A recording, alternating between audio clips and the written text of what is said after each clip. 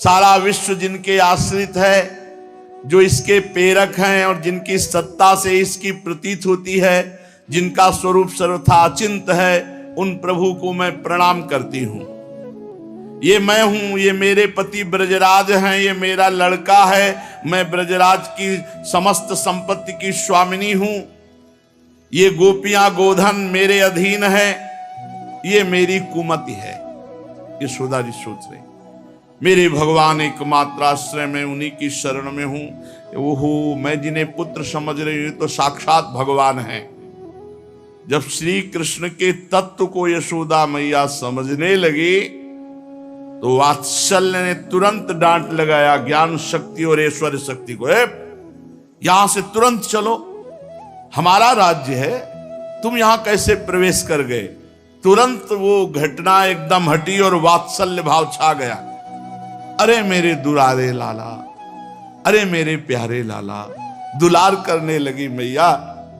और उनको ऐसा लगा कि मेरी निगोड़ी आंखों का ही कुछ दोष है, मेरी आंखों में पता नहीं क्या हो जाता है, क्या क्या दिखने लगता है, और मेरे लाला और हृदय से लगा लिया। महाराज परीक्षित जी ने पूछा, हे परमहंस शिरोमणे, ये नंद बाबा और यशोदा मैया ने ऐसी कौन सी साधना की, तपस्या की, जिनको स्वयं सच्चिदानंद भगवान से ऐसा सुख मिल रहा है। भगवान उनका स्तन पान कर रहे हैं, वो भगवान को डांट रहे, हे मुख खोल। भगवान भयभीत हो रहे, जिनसे काल भी थर्राता है, जिनके भय से सूर्य तपता है, वायु चलती है, यम अपना कार्य करते हैं, वही भगवान यशोदा जी के भय से कौन सा तप किया ऐसा। भगवान श्री कृष्ण की बाल लीलाएं जो वे अपने ऐश्वर्य और महत्ता आदि को छिपाकर ग्वालों के बीच में करते हैं, इतनी पवित्र हैं कि इन कथाओं को श्रवण करने मात्र से सारे पाप ताप नष्ट हो जाते हैं। त्रिकालदर्शी सिद्ध महापुरुष भगवान की लीलाओं को सुनते हैं और गाते हैं। वे ही लीलाएं देवकी वसुदेव जी को बिल्कुल देखने को नहीं मिली, और नंद यशोदा जी अपार सुख लूट रहे, इसका क्या कारण है।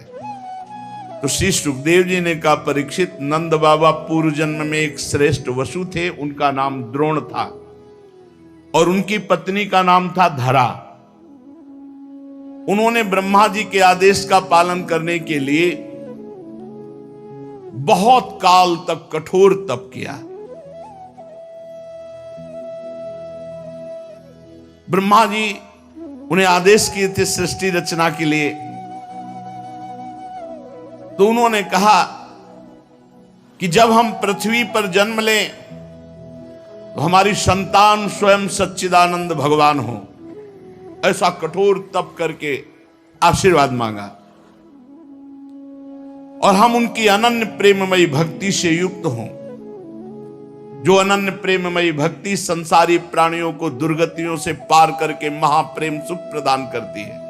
ब्रह्मा जी ने कहा ऐसा ही होगा।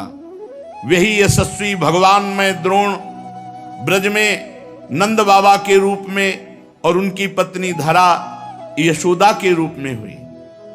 अब इस जन्म में जन्म मृत्यु के चक्र से छुड़ाने वाले जनार्दन भगवान उनके पुत्र हुए। विशेष कृपा इनके ऊपर, ये महाप्रेम में उन्मत्त रहते हैं। ब्रह्मा जी की बात सत्य करने के लिए भगवान श्री कृष्ण बलराम ब्रज में रहकर समस्त ब्रजवासियों को अपनी बाल लीलाओं से आनंदित करते हैं। एक समय की बात है, नंद रानी यशोदा जी घर के दासियों को दूसरे कामों में लगाती थी, और जो लाला का भोग वो स्वयं अपने हाथ। तो आप लाला को मक्खन खिलाने के लिए अपने कर कमल से दही मथ रहे। ये भगवान की बड़ी भक्त वश्यता की लीला है। भक्ति के महान प्रभाव का इसमें दर्शन है कि जिनका नाम जड़ चेतन ग्रंथ का भेदन कराकर सच्चिदानंद स्वरूप उन भगवान को माता बंधन युक्त कर देती है। आप दही मथने लगी लाला को नवीन नवनीत पवाने के लिए। और जो जो भगवान की लीलाएं अभी तक गाई गई वो सब चिंतन करती जाती हैं बाल कृष्ण की, दधि मंथन करती हैं भगवान की नाम स्मरण करते हुए, उनकी लीला स्मरण करते हुए, उनके गीत गाते हुए। यह है सेवा पद्धति। मैया बता रही सेवा पद्धति। शरीर से दधि मंथन सेवा कर्म हो रहा है और स्मरण नाम और लीला का हो रहा है। वाणी से बाल चरित्र गायन कर रहे हैं। यही है शुद्ध भगवान की भक्ति। शरीर से सेवा, मन से मनन और वाणी से कीर्तन गुनगुनाते। ये हमने महापुरुषों को भी देखा। जैसे श्री जी की रसोई अमनिया कर रहे, तो वाणी से कोई न कोई पद चल रहा है, शरीर से सेवा हो रही, डूबे हुए। अगर केवल सेवा हो रही और शरीर से सेवा हो रही और मन से विषय चिंतन कर रहे, नाम जप नहीं कर रहे, तो आपको सेवा बोझा लगने लगेगी। अरे सेवा बहुत बड़ी वस्तु है। मन अगर उसी सेवा का चिंतन करने लगे और वाणी नाम जप करने लगे, तो देखो आपके अश्रु आने लगेंगे सेवा करने में। मैया अपने हाथ से लाला के लिए सेवा, ये बड़ा सौभाग्य है।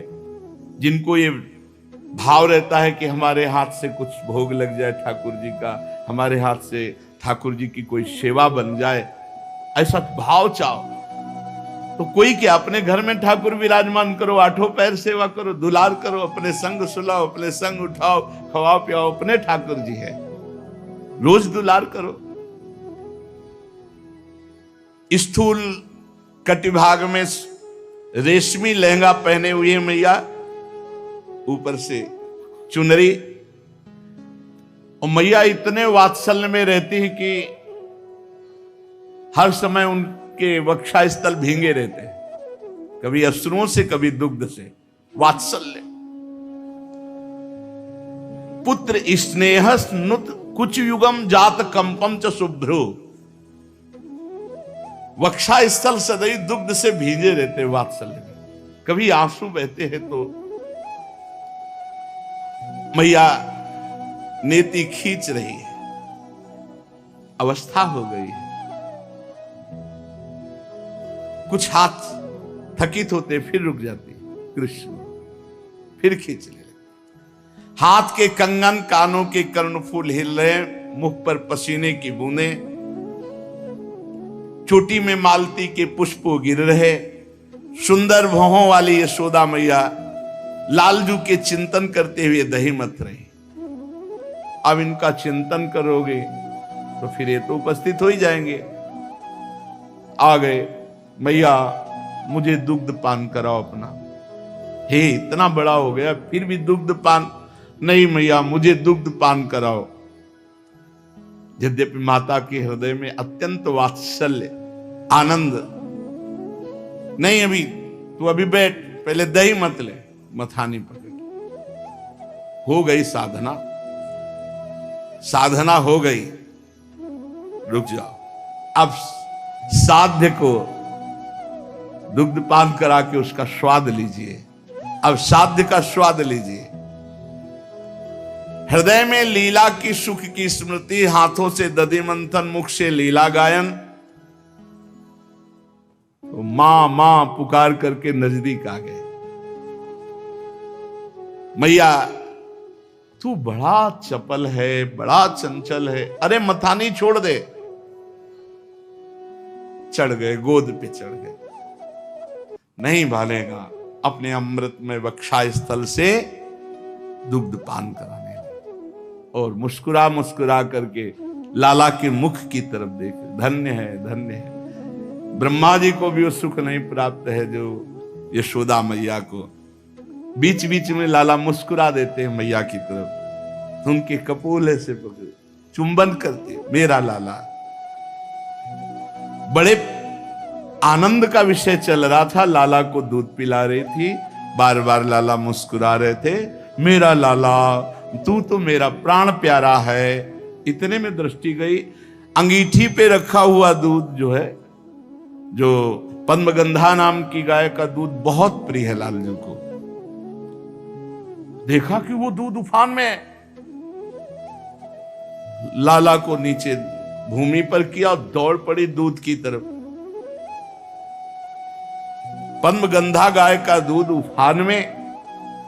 उसने सोचा कि हम भी हैं, मैया तो अपना दूध पिला करके यदि तृप्त कर देगी लालजू को तो वो फिर हमें पिएंगे नहीं, इसलिए वो उचक रहा था मानो कि हम भी है मैया। तो मैया ने सोचा उफान आ जाएगी, दूध बाहर चला जाएगा, लाला को दूध पिलाना बंद करके भूमि पर प्रभु के ओंठ क्रोध से युक्त होकर फड़कने, मेरा प्राण मेरा जीवन, और ढकेल दिया हमको धरती पे और दौड़ पड़ी दूध के लिए। ये यहां भी एक शिक्षा मिलती है, अपने प्यारे की प्यारी वस्तु प्यारे से भी अधिक प्यारी है। कल किसी ने हमसे प्रश्न किया कि आप तो श्री जी को बहुत प्यार करते हैं, लाल जी को तो तुम क्या जानो, तुम हमारे हृदय की बात क्या जानो। श्री जी से अधिक लालजू को हम प्यार करते हैं। क्यों? क्योंकि मेरी प्यारी जू की प्यारी वस्तु है। दृष्टैव चंपक लतेव चमत्कृतांगिम, स्वयं लाडली जू कहती है, जब मेरी स्वामिनी के तन मन प्राण हूं से प्रीतम प्रीतो मेरे लिए मेरी स्वामिनी जू से भी बढ़कर के प्यारे लालजू हैं, क्योंकि मेरी स्वामिनी जू की सुख है। तद्भावोत्सवता परम भवत में तत्प्राण नाथे रति। आप क्या समझते हैं? यशोदा मैया ने लालजू को भूमि पे करके लालजू के प्रिय दुग्ध की रक्षा की जाके, मेरे लाला का प्रिय दुग्ध है। स्वामी के सुख की वस्तु स्वामी से भी बढ़कर हमारे लिए है। पर महाराज ओठ फड़कने लगे, लालजू महाराज के ओठ फड़कने लगे और छोटी छोटी दतुलियों से ओठ दबा ले। मैया कहती प्राण प्यारा जीवन धन मेरा लाला, और मुझे उतार के दूध की रक्षा में गई। प्रभु मंथन की जो माट थी, सिलवट्टा उठाया, प्रहार किया, पूरा फैल गया। और बनावटी आंसू, मृषाश्रु दृश्य दसमना, झूठे आंसू, आंसू नहीं निकल रहे, आंसू के ऐसे। और दूसरे घर में जाकर के अकेले माखन खाने लगे, जो और दूसरा माखन का घर था वहां खाने लगे कि मानो मैं बहुत भूखा हूं।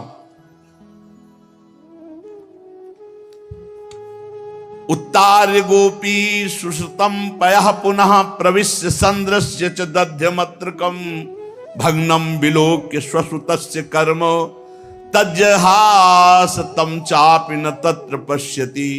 यशोदा जी उस दूध को उतार करके लौटी, आंगन में आई, पूरा सब एक बार हंसी आई, बड़ा चंचल है, देखो एक क्षण में खींच गया और सब माट फोड़ दिया। है कहां? समझ गई लाला, खींच गया और देखने लगी तो एक उल्टे उखल पर खड़े होकर छीके से माखन ले लेकर सब खिड़की से बंदरों को पवा रहे थे। और चोर विसंकिते क्षणम, जैसे चोर संकित होके देखता है ऐसे देखते जाते थे। मैया वो चौकन्ने थे ही तले दृष्टि में आ गई। देखकर यशोदा जी को प्रभु एकदम उखल से पर सहसा कूदना, एक हाथ में छड़ी है, बड़े बड़े योगी जिनको पकड़ नहीं पाते, जब देखा छड़ी हाथ में उठाए तो फिर सोचा कूदने में जो लगेगा सो लगेगा, भागो। अब देख लो परब्रह्म परमात्मा है, ओखली से कूदने में डर, जल्दी से कूद पड़े और डरते हुए भाग पड़े। परमहंस श्री सुखदेव जी कहते हैं, बड़े बड़े योगी तपस्या के द्वारा अपने मन को अत्यंत सूक्ष्म शुद्ध बनाकर जिनमें प्रवेश नहीं करा पाते, वो भगवान को पीछे पीछे दौड़कर यशोदा जी पकड़ना चाहती, दौड़ने लगी माता। अब स्थूल शरीर अवस्था भी है और ये तो अभी नवीन बालक है, दौड़ लगा दी। पीछे छड़ी लिए हुए मैया, रुक जा लाल। और हफ्ती भी जा रही, पसीना भी आ रहा है। और देख, अगर ज्यादा भागा फिर पकड़ में मिला तो ज्यादा मारूंगी, अभी रुक जा। मैया धमका रही है। पीछे मुड़कर श्री कृष्ण देख लेते हैं। बड़ी विलक्षण झांकी प्रभु की। अपराध किया है तो भय है, मैया मारे ना, इसलिए पूरा काजल फैला लिया है। यहां तक पूरा काजल फैला हुआ है। रो बिल्कुल नहीं रहे, रोने का पूरा नाटक है। ऐसे ऐसे करके काजल फैला लिया और भयचकित नेत्रों से देख रहे और बार बार आंख मल रहे हैं। काजल की स्याही कपोल पे पिटने का भय पूरा है, इसलिए सोचो इनको पिटने का भय। व्याकुलता सूचित हो रही है। बड़ी विलक्षण झांकी पूज्य श्री राधा बाबा इस झांकी का वर्णन करते हैं। काजल पूरा फैला हुआ है, कहीं बीच बीच में एक दो बूंद आंसू ऐसे काजल लेकर बह जाते हैं। कितना सुंदर शोभा सिंधु प्रभु का स्वरूप है। मैया लकुट लिए पीछे पीछे दौड़ रहे। ये बहुत सुंदर रूप एक बार यही वृंदावन में एक बार शोभा, एक झलक। मैया छड़ी लिए हुए है, राम जी आई सत्संग भवन से सुन करके और भावना करते हुए, तो मैया छड़ी लिए हुई है। वो सुंदर रूप लालजू, वही सुंदर रूप सूरदास जी के सामने विराजमान देखा है। जो सूरदास जी महाराज पद गायन कर रहे हैं, प्रभु विराजमान सुन रहे हैं, वही सुंदर, बिल्कुल ठीक वही अवस्था, वही सुंदर रूप। ऐसा सुंदर रूप प्रभु का, मतलब अब कैसे वर्णन करें। परम सच्चिदानंद प्रभु के जब वेद के आगे नेति नेति बोल देते हैं कि हमारी सामर्थ्य नहीं कि बोल सके, छड़ी हाथ में लिए दिखा रहे और लालजू ऐसे करके और ऐसे जब कर रहे हैं तो वो नेत्र, भयचकित नेत्र प्रभु के। मैया ये उद्यमी नटखट जल्दी तो पकड़ में आएगा नहीं।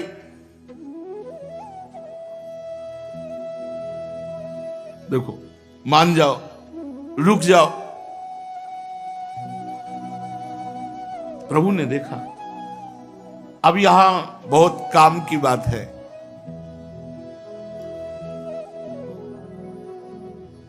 मैया के माथे पे पसीना, मैया का थकित हो जाना और लालजू का करुणा युक्त होकर के बंध जाना, यहां एक आंतरिक साधन की बात आती है। जब साधक प्रयास करके हार जाता है, अपनी पूरी सामर्थ्य लगा देता है भजन में, तब उसी समय सच्चिदानंद भगवान स्वयं उसके अंतःकरण में भजन बन के स्फुरित हो जाते। फिर भजन होता है, करना नहीं पड़ता। एक बार प्रभु देखना चाहते हैं आपका प्रयास, आपकी सामर्थ्य, आप कितना आराम तलब हो, आप कितना भोग तलब हो। यदि आप आराम और भोग का त्याग करके रात दिन भजन का प्रयास कर रहे, तो वो प्रयास देखकर प्रभु रीझ जाते हैं। जैसे यशोदा मैया पकड़ने के लिए प्रयासरत है, स्थूल शरीर अवस्था वृद्ध हो रही तो थकित हो रही, पसीना, ये लालजू मुड़ करके देखा तो धीमी चाल हो गई। मैया ने देखा लाला थक गया और लाला ने देखा था मैया थक गई, इसलिए चाल धीमी कर दी। और मैया ने समझा लाला थक गया, दौड़ करके मैया ने पकड़ लिया। अब जे भी मैया ने एक हाथ पकड़ा तो लाला का जो भय था वो देखने लायक था। मैया भी डर गई लाला के भयभीत रूप को देखकर, छड़ी फेंक दी।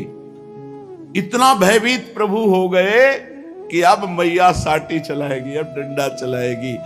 भयभीत हो गए तो लिखा है, येस किलतम बद्धुम दामनात दूरी को विदा। अब यशोदा मैया ने सोचा कि ये भयभीत भी हो गया, अगर इसे मैं छोड़ती हूं, कहीं ये भाग गया फिर नहीं आया, या कहीं कुछ हो गया पहले इसको कुछ देर के लिए बांध देना चाहिए, फिर हम दुलार करके इसको मना लेंगे। त्यक्त्वा यष्टिम सुतम भीतम विज्ञायार्भक वत्सला, परम वात्सल्य सिंधु में भरी हुई यशोदा मैया ने छड़ी फेंक दी, हाथ पकड़े हुए हैं और कहा आज तुझे बांधूंगी, क्योंकि तू बहुत चंचल हो गया। सब गोपिकाएं शिकायत करती थी, मैंने नहीं माना।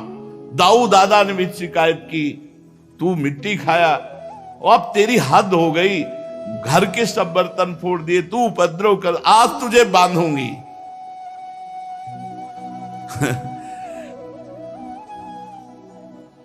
पता नहीं किसको बांधना चाहती है। प्रभु के ऐश्वर्य का वात्सल्य को पता नहीं है। मैया मोय मार मत, अगर तुझे इतना भय है तो मटका क्यों फोड़ा, दही क्यों फैलाया। आज तुझे बांधूंगी और ऐसा बांधूंगी कि तुझे कोई नहीं छोड़ पाएगा, तू कभी उद्यम नहीं मचाएगा। भोले बन करके एकदम शांत ऐसे खड़े हो गए, क्योंकि अपराध किया ही है। प्रभु की हर लीला में रहस्य है। ये बंधन लीला किसी के मोक्ष के लिए है। ये बंधन अपने बंधा करके किसी का मोक्ष करने के लिए तैयारी कर रहे हैं। मैया ने उनको बांधना शुरू किया। न चांतर न बहिर्यस्य न पूर्वम नापि चापरम पूर्वापरम बहिश्चांतर जगतो यो जगच्चयः। ऐसे जो भगवान हैं, जो बाहर भी हैं भीतर भी हैं, न जिनमें बाहर का भेद है न भीतर का भेद है, न जिनका आदि है न अंत है, जो अनंत हैं, जो इस जगत के पहले भी थे, जगत के रूप में भी हैं, जगत के बाद भी रहेंगे। सा उन भगवान को मत्वात्मज अव्यक्तम मर्तलिंग मधोक्षजम गोपिको लूखले दामना बबंध प्राकृतम यथा। प्राकृत बालक की तरह भगवान सच्चिदानंद श्री कृष्ण को ऊखल में बांध रहे। बड़े बड़े योगी जन जिनका ध्यान, मुनि मन ध्यान धरत नहीं पावत। यशोदा मैया रस्सी से उखल में बांध रही। उद्यमी, नटखट, चंचल, अब तू ऐसे मानेगा। और पूरी रस्सी से 2 अंगुल छोटी, गांठ ही नहीं लग पा रही। सबकी हृदय गांठ खोलने वाले प्रभु में माया की ग्रंथि कैसे लग सकती, रस्सी की ग्रंथि। आवाज ये रही, दूसरी रस्सी लाना, जोड़ना पड़ेगा। ये माखन खा खा कर पेट बढ़ा लिया दामोदर, इसलिए बंधने में नहीं आ रहा। लाओ दूसरी रस्सी, दूसरी रस्सी। यदासी तदपि न्यूनम, वो भी छोटी हो गई। पहली वाली 2 अंगुल छोटी, इसमें गांठ लगाई, फिर 2 अंगुल छोटी। हो क्या रहा है, इतने छोटे पेट में इतनी रस्सी कहां सब गायब हो जा रही। न्यूनम तेनान्यदपि संदधे, और रस्सी लाओ, फिर जोड़ी, फिर 2 अंगुल छोटी, और रस्सी लाओ, पूरे घर की रस्सी लग गई। लाला के उधर से रस्सी उखल तक पूरी ही नहीं पड़ी, 2 अंगुल। तदपि 2 अंगुलम न्यूनम यदा दत्त बंधनम, पूरे घर की रस्सी। नंद बाबा के घर कितनी रस्सी होंगी, एक गाड़ी भर तो रस्सी होगी, क्योंकि कितने कमोरी में मक्खन निकाला जाता होगा, कितने नोवा बंधने की रस्सी होंगी, कितने और भी बंधन की रस्सी होंगी। संसार के विषय इंद्रियों के बांधने में समर्थ है। विष्णुवंती इति विषयाः, लेकिन अंतर्यामी परमात्मा को बांधने में संसार का कुछ भी समर्थ नहीं है। कुछ भी, सोना चांदी रुपया पैसा भोग सामग्री, कुछ भी, केवल भाव ही समर्थ है। उन्हें भला गुण, संस्कृत में जो गुण शब्द है उसमें सतोगुण, रजोगुण, तमोगुण। शतोगुण से प्रभु की आराधना प्रारंभ होती, लेकिन त्रिगुणातीत होने पर सिद्ध होती। तो रजोगुण, तमोगुण इनसे कैसे बन सकते हैं? भगवान जिसको अपनी कृपा प्रसाद पूर्ण दृष्टि से देख लेते हैं उसमें कभी बंधन होता ही नहीं। तो भगवान जिस रस्सी को देख लेते हैं उसमें गांठी नहीं पड़ती है, 2 अंगुल छोटी पड़ जाती है। माता जहां रस्सी उठाती है भगवान देख लेते हैं, वो बंधन रहित हो जाती है, छोटी पड़ गई, गांठी नहीं लगती। देख लो भगवान हम सब वृंदावन वासियों की तरफ कोई बंधन न रहे। सच्ची वो देख रहे हैं और देख लिए हैं, तब ये सौभाग्य मिला है। मोक्ष कल्याण, अरे राधा राधा जपो तो मोक्ष का मोक्ष हो जाएगा। घर घर भटकत मुक्ति बावरी कमले को बतरावे। आप पानी भर रहे हैं सब, कर्म धर्म यहां बटत जेवरी और मुक्ति भरे जहां पानी। ये महारानी जी का प्रताप है। भगवान शुद्ध सत्वमय के द्वारा सेवित होते हैं, इसलिए 2 अंगुल कम हो जाती है, रजोगुण तमोगुण नहीं। भगवान ने विचार किया जहां मेरा नाम होता है वहां बंधन नहीं होता, फिर जहां मैं हूं तो बंधन कैसे हो सकता, फिर मेरे में बंधन कैसे हो सकता है? भगवत कृपा द्वैत से मुक्त कर देती है और प्रेम में बंध जाती है। मैया गुण से बांधना चाहती, रस्सी से इसलिए नहीं बंधी। अब फिर देखो, बांधते बांधते जब मैया हार गई, ये कैसे बंधेगा? दामोदर का उदर क्या हो रहा है? हर रस्सी छूटी पड़ती चली जा रही। जब असफलता का बोध हुआ और आश्चर्यचकित हुई, भगवान श्री कृष्ण ने देखा कि मैया मेरी थक गई, परेशान हो गई। बस यही बात दिखाना है हमें प्रभु को कि हम थक गए और परेशान हो गए। ईमानदारी से, बेईमानी से नहीं दे मानेंगे वो। जब आप भजन करते करते हार जाओगे, श्रमित हो गए, देख लिया, तब वो भगवान स्वयं आपके हृदय में प्रकाशित हो जाए। ये पक्की बात है, पक्की बात है। ये मतलब इसमें बिल्कुल संशय की बात नहीं। और बैलेंस बना के चलोगे तो झांकी नहीं मिलेगी। रोज बड़ी हम प्रसाद पाने को मिल रहा है, खूब व्यास भरोसे कुंवर के सोवत पाव पसार, खूब चक्र आराम से दिनचर्या कट रही, कोई परेशानी नहीं। गुरु कृपा से अपने लोगों की दिनचर्या ऐसी रही है कि वो ऐसी ही दिनचर्या रही है कि बस भगवान ही चला रहे हैं, नहीं तो चल नहीं सकती दिनचर्या ऐसी। आप निश्चित समझिए, भले लेटे हों लेकिन अपने कार्य में।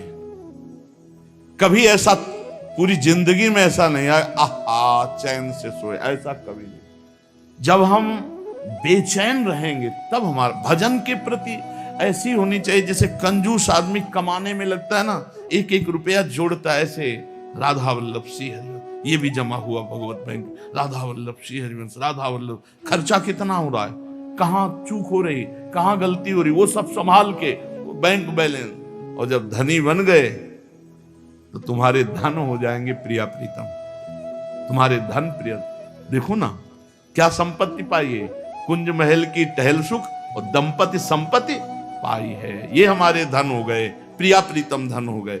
जब प्रभु देख लिए कि मैया अब बिल्कुल थक गई, अब कोई उपाय नहीं रह गया, ये भी बात समझो, अब कोई उपाय नहीं रह गया क्योंकि घर में कोई रस्सी नहीं रह गई, तो प्रभु मां के बंधन में बंध गए। भक्ताधीन मना पूज्यो, प्रभु भक्त के अधीन हो गए। बड़ी मतलब स्वामातु शून्य गात्राया विस्तृत कवरस्सजः दृष्ट्वा परिश्रमम कृष्ण तो कृपया आसीत स्वबंधने।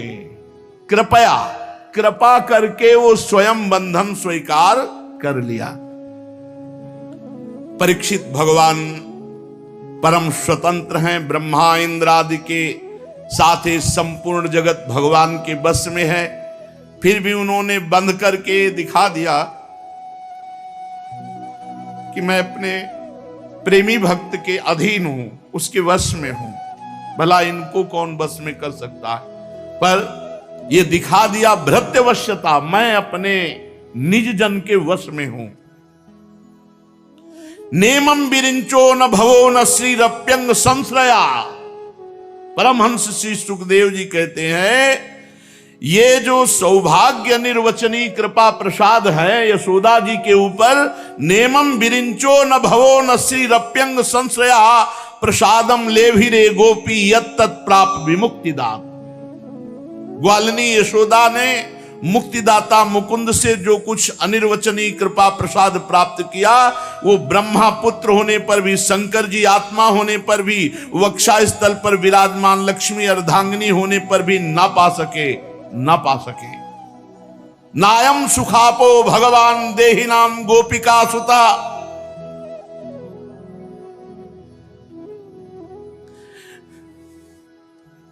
ज्ञानिनाम चात्म भूतानाम यथा भक्ति मतामि। ये गोपिकानंदन भगवान श्री कृष्ण अपने अनन्य प्रेमी भक्तों के लिए जितने सुलभ हैं, देहाभिमानी कर्मकांडी तपस्वी और ज्ञानियों के लिए भी ये दुर्लभ है। बड़े बड़े कर्मकांडी, बड़े बड़े तपस्वी, बड़े बड़े ज्ञानियों के लिए भी दुर्लभ है जितना अपना दैन्य भक्त के लिए सुलभ है। प्रभु अपने निज जन दैन्य भक्त के लिए सुलभ है। कृष्णत्व ग्रह कृत्येषु वृज्ञायाम मातरि प्रभु अद्राक्षी दर्जनों पूर्वम गुह्य को धनदात्मजो। मैया अच्छी तरह लाला को बांध दिया और पास में एक चौकी रखी और जल, माखन, दूध, दही पास में रखी। दामोदर उदर में बांधा है, हाथ थोड़ी बांधे हुए कि भूख लगे तो ये खा ले। अब बंधा रहेगा तब इसको पता चलेगा। और आप गृह कृत्येषु विज्ञायाम, घर के और कार्यों में उलझ गई। अब भगवान ने विचार किया, भैया तूने पूरी व्यवस्था कर दी, अब मैं जा रहा हूं मुक्त करने। यमलार्जुन वृक्षों की मुक्ति। ये यक्षराज कुबेर के पुत्र हैं। नलकुबर मणिग्रीव, अपार धन, सुंदर रूप, ऐश्वर्य, इसमें मदांध होकर घमंडी ऐसा अपराध किए जिससे देवर्षि नारद जी ने इनको श्राप दिया और यमलार्जुन वृक्ष के रूप में नंद बाबा के ही घर के समीप प्रभु उनको मुक्त करने जा रहे, स्वयं को बंधवा कर उनको मुक्त करने जा रहे हैं। शेष चर्चा आगे। श्री राधा वल्लभ लाल की। अब जो धृतराष्ट्र जी ने कहा वो भी बहुत विचारनीय बात है। धृतराष्ट्र जी ने कहा कि दान पते अक्रूर जी,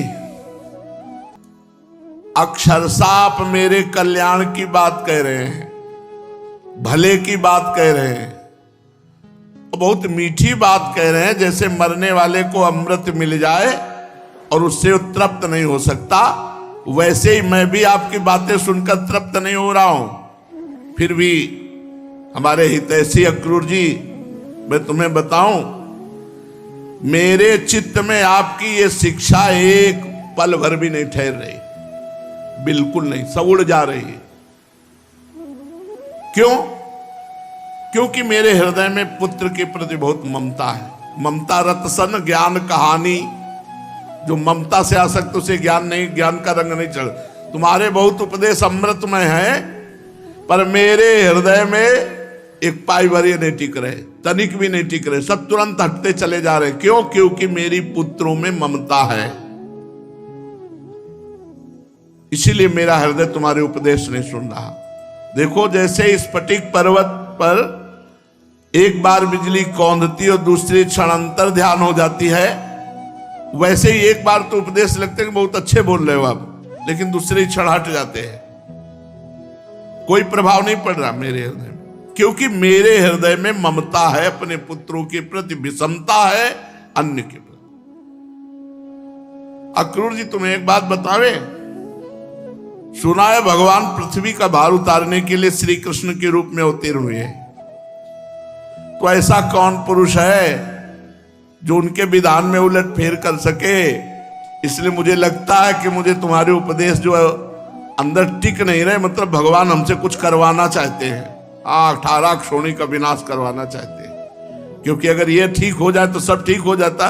वो स्पष्ट कह रहे मेरे हृदय में पुत्र के प्रति ममता है, इसलिए भगवान कुछ करवाना चाहते हैं। तो अब जैसी श्री कृष्ण की इच्छा वही होगा। देखो भगवान की माया बड़ी अचिंत शक्ति है। उसी माया के द्वारा इस संसार की भगवान सृष्टि करके इसमें प्रवेश करते हैं और कर्म फलों का विभाजन कर देते हैं। और इस संसार चक्र की बेरोक टोक चाल में उनकी अचिंत्य लीला शक्ति के अतिरिक्त तो कोई कारण नहीं है। मैं तो उन परमेश्वरशाली श्री कृष्ण को नमस्कार करता हूं जो मेरे द्वारा वो कुछ करवाना चाहते हैं। ठीक बात नहीं।